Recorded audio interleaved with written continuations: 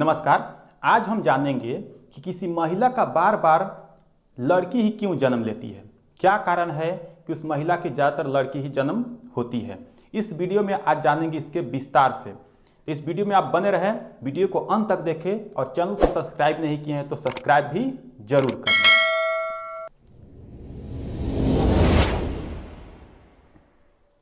और जो भी क्लास 10th और 12th के बच्चे हैं उनको बता दें कि ये प्रश्न आपके एग्जाम में पूछा जाता है कि मनुष्य में लिंग का निर्धारण करें।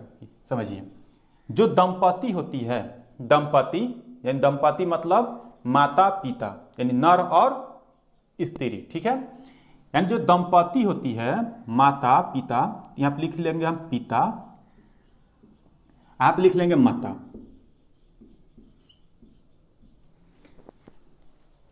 पिता और माता यानी हम लोग क्या है, तो सबसे पहले मनुष्य है लोग। मनुष्य में स्त्री और पुरुष दो प्रकार की जाति पाई जाती है। तो इसमें से पिता क्या हो जाएंगे, पुरुष हो जाएंगे, और माता होगी वो स्त्री हो जाएगी यानी मादा हो जाएगी या महिला कह सकते हैं। तो पुरुष और स्त्री दोनों में 46 गुणसूत्र पाए जाते हैं। कितने, तो 46 गुणसूत्र, ये याद रखिएगा। यही हमारे शरीर के निर्माण का मुख्य लक्षण है, कारण है। यानी पुरुष में और महिला में कितने गुणसूत्र होते हैं, तो 46 गुणसूत्र होते हैं। इस 46 में से 44 गुणसूत्र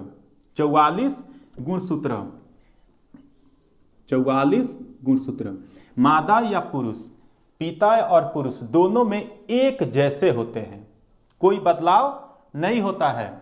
यानी टोटल 46 गुणसूत्र होते हैं। 46 गुणसूत्र मतलब 23 जोड़ा, इसमें भी 46 गुणसूत्र मतलब 23 जोड़ा। तो 23 जोड़ा 46 गुणसूत्र यहां पर लिख सकते हैं, या 23 जोड़ा, 23 जोड़ा।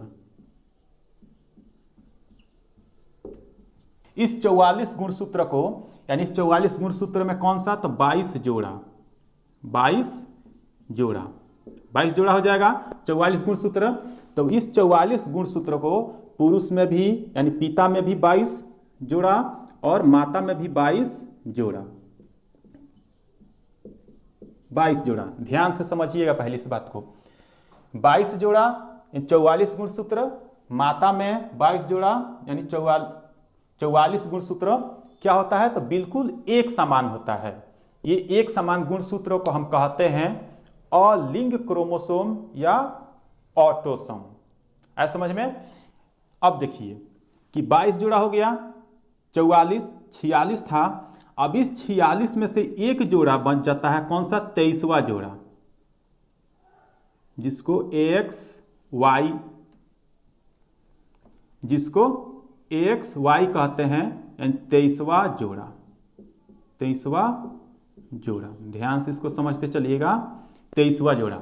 इसी तरह से उस महिला में भी यानी माता में भी एक क्या हो जाता है, X होता है जो 23वां जोड़ा होता है, 23वां जोड़ा, लास्ट वाला, ठीक है। यानी 44 यानी 22 जोड़ा तो बिल्कुल एक समान है, 22 जोड़ा बिल्कुल एक समान होता है। लेकिन जो लास्ट वाला 23वां जोड़ा होता है, 23वां जोड़ा ये अलग हो जाता है। जब ये 23वां जोड़ा अलग हो जाता है यानी अलग होता है, तो इसको क्या कहते हैं, लिंग क्रोमोसोम या सेक्स क्रोमोसोम या लिंग गुणसूत्र। ऐसा समझ में। अब यहाँ पे एक ध्यान दीजिए कि 23 जोड़ा था, अब इसमें से इस गुणसूत्र में से अर्धसूत्री विभाजन होता है।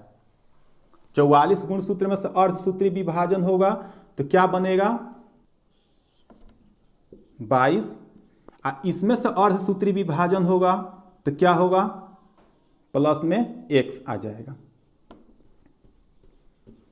प्लस में x होगा। आ रहा समझ में।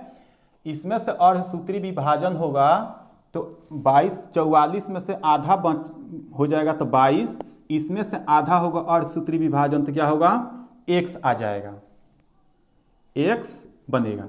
इसी में से फिर अगर अर्धसूत्री विभाजन हो रहा है तो इसमें का कितना क्रोमोसोम आएगा, तो 22।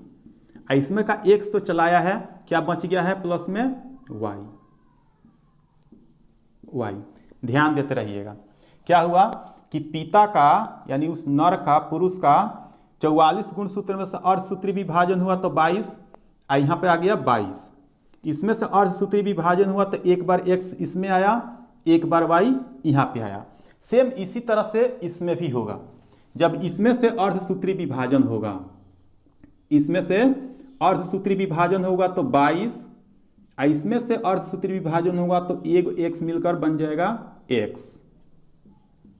इस तरह से फिर इसमें से अर्धसूत्री विभाजन 22, इसमें का एक x बच गया तो x। आए समझ में? अर्धसूत्री विभाजन क्या होता है, यानी इसमें का x। इस तरह से जब x और y जब बनता है तो ये क्या बन जाता है, युग्मक। ये क्या बन गया, तो युग्मक, यानी इसको कहेंगे शुक्राणु और ये हो जाएगा अंडाणु।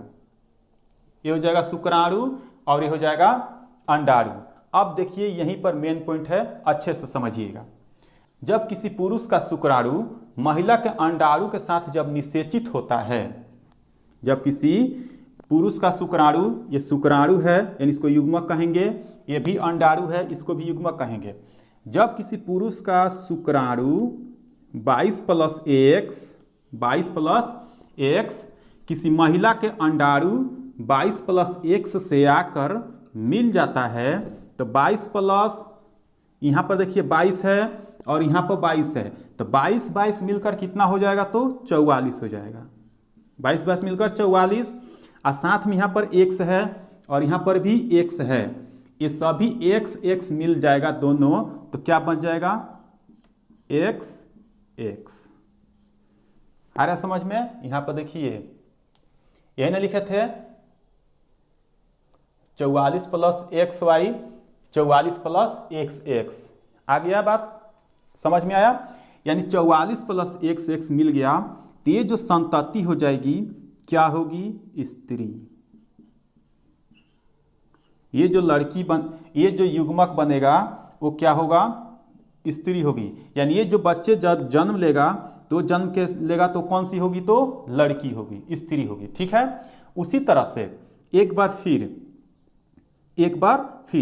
22 + x इस 22 + x के साथ मिल जाए, इस 22 + x के साथ मिल जाए तो देख सकते हैं 22 और यहाँ का 22 मिलकर कितना हो जाएगा, तो 44 प्लस यह x और यह x मिलकर कितना हो जाएगा, तो x x हो जाएगा। क्यों नहीं मिलेगा, क्योंकि ये x x जो लास्ट वाला है 23वां जोड़ा ये अलग है, 22 जोड़ा जो होता है बिल्कुल सेम होता है, इसीलिए इसको एक साथ मिल जाता है। तो अब देखिए ये भी 44 + x और ये भी 44 + x, तो ये भी जो संतति होगी, संतान होगा, कैसा होगा, स्त्री होगा। ये भी जो संतान होगा वो स्त्री होगा।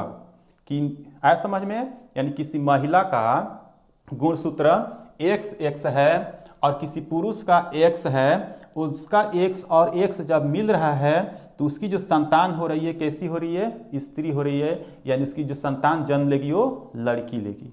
आया समझ में? अब यहाँ पर चलिए, ये हो गया 22 + y। अब यहाँ पे 22 + y इसका, इसमें से 22 + x इसका संतान यानी अंडाणु जब आपस में निषेचित करेगा तो 22 और 22 तो सेम क्रोमोसोम है, सेम एक जैसा है, तो ये जुट जाएगा तो कितना हो जाएगा, 44 प्लस। अब यहाँ पे देखिए y है और यहाँ पर x है, तो x और y लिखेंगे, x और y लिखेंगे। अब यहाँ पे देखिए सभी में तो x x था, सभी में x x था, तो दंपति कैसी हो रही, वो संतान कैसी हो रही थी, तो लड़की हो रही थी, यानी स्त्री हो जा रही थी। लेकिन यहाँ पर 44 है, सभी में 44 है, x भी है तो x भी है, लेकिन क्या आ गया, तो y आ गया। जब ये y आ गया तो ये संतान होगा वो क्या हो जाएगा, तो नर हो जाएगा। यानी वो जो बच्चा होगा वो लड़का होगा, यानी लड़का जन्म लेगा। उसी प्रकार से इसमें का अर्धसूत्री विभाजन अगर फिर इसके साथ मिल जाता है, इसके साथ मिल जाता है तो सेम प्रक्रिया होगी, 22 + 22 मिलकर 44 प्लस x और y, x और y। अब यहाँ देखिए सेम सेम बन गया। ये भी जो बच्चा होगा ये भी क्या होगा, नर होगा। ये भी बच्चा होगा वो नर ही होगा। आए समझ में? यानी किसी महिला की अगर संतान हो रहे हैं तो उसमें 50-50 चांस होता है कि वह स्त्री ही होगी या नर होगा। यानी जो बच्चा जन्म लेगा या तो 50% चांस होगा कि लड़की होगी, 50% चांस होगा या तो लड़का होगा। लेकिन एक बात यहाँ पर ध्यान देना है कि किसी महिला को बार बार प्रताड़ित किया जाता है या बोला जाता है कि उस महिला में गड़बड़ी है या कोई महिला में दिक्कत है कि उस महिला को बार बार ही लड़की जन्म लेती है, तो गलती महिला में नहीं होती है, वो गलती किस में होती है, तो उसके पिता में होती है, यानी वो पुरुष में होती है। क्योंकि जो वाई क्रोमोसोम है, वाई यही होता है पुरुष को निर्धारित करने वाला। यानी किसी महिला के बच्चे जन्म ले रहे हैं, वो जन्म जो लड़का हो रहा है तो लड़का किसके कारण है, तो उस पुरुष के कारण है, क्योंकि उस पुरुष में ही जो वाई क्रोमोसोम है यही मेन है लिंग का निर्धारण करने के लिए, यानी लड़का जन्म कराने के लिए। बाकी जितने क्रोमोसोम है सभी से चांस ज़्यादा क्या बनता है, तो लड़की जन्म लेने का चांस बनता है। ऐसा समझ में? अगर वीडियो अच्छा लगा हो तो कमेंट में ज़रूर बताइएगा, और अगर सब्सक्राइब नहीं किए हैं तो चैनल को सब्सक्राइब कर लीजिएगा, क्योंकि ऐसे